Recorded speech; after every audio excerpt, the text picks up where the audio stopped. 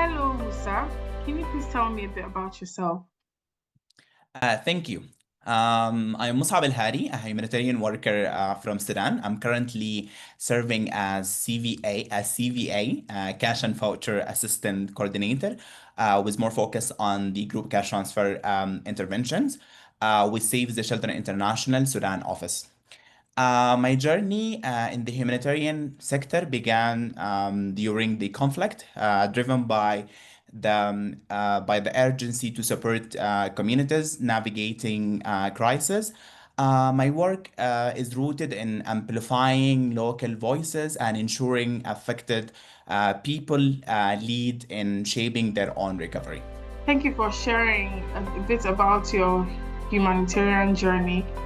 Why do you choose this path, or would you say this path of working as a humanitarian chose you? That's great question, actually. I would say it chose me. I was drawn into humanitarian work by witnessing the deep needs of my community. When the conflict escalated in Sudan, I couldn't stand on the sidelines. It started with small volunteer actions, but the past unfolded naturally, responding to urgent needs, organizing with others, and eventually leading efforts. It's never been a career decision. It's always been about service and responsibility, I would say.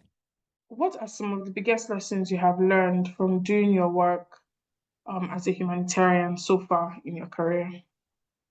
One of the biggest lesson I would say is that proximity matters.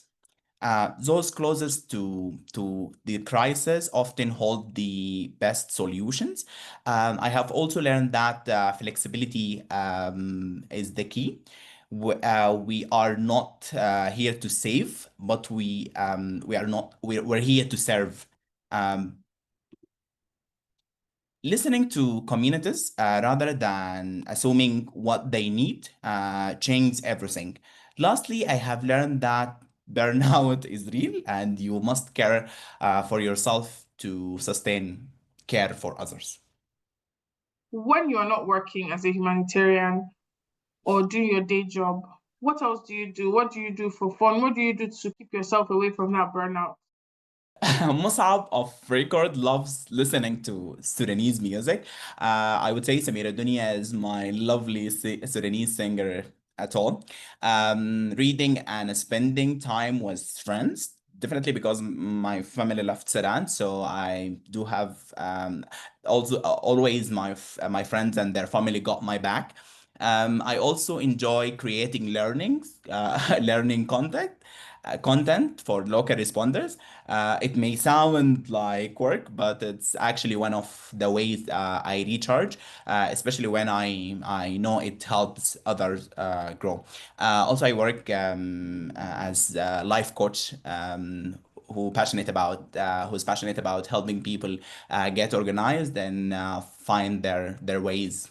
Let's talk about HX Kampala and the podcast you recorded with local responders from Sudan. Okay, let me start with the HX Kampala. It's been inspiring and energizing. The discussion that at HX Kampala have emphasized the importance of shifting power to local actors, something I advocate for strongly.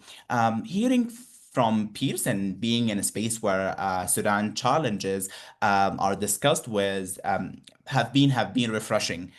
We don't often get these spaces, and I hope this marks a shift toward the more meaningful engagement with Sudanese responders.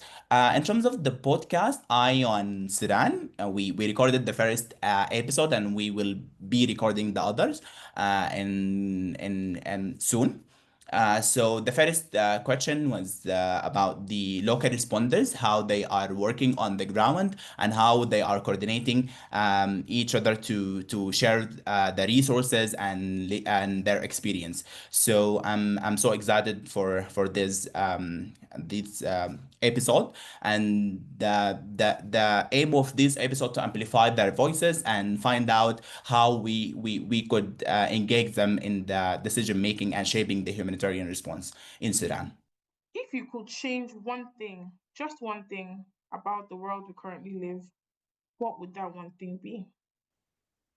I would dismantle system of inequality that keep people in cycles of crisis, whether it's unequal access to resources, decision making, or even safety.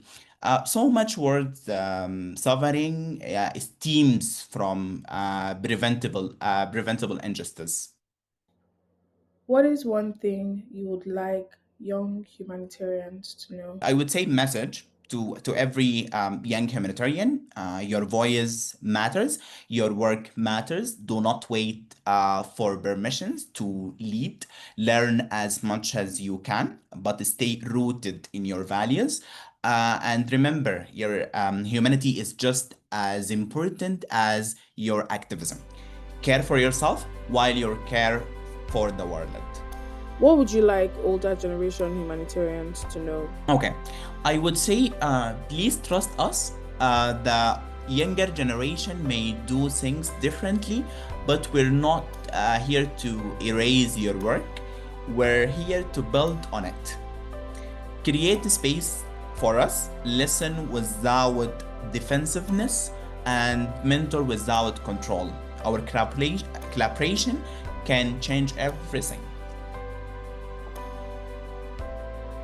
I would say it's a time to shift the power to the local community, to the local responders who have been doing amazing work on the ground. It's time to sit together to shape the humanitarian work and give them the chance to participate in the decision-making processes. Thank you so much, Musaab, and thank you very, very much for this time spent talking to you. A pleasure.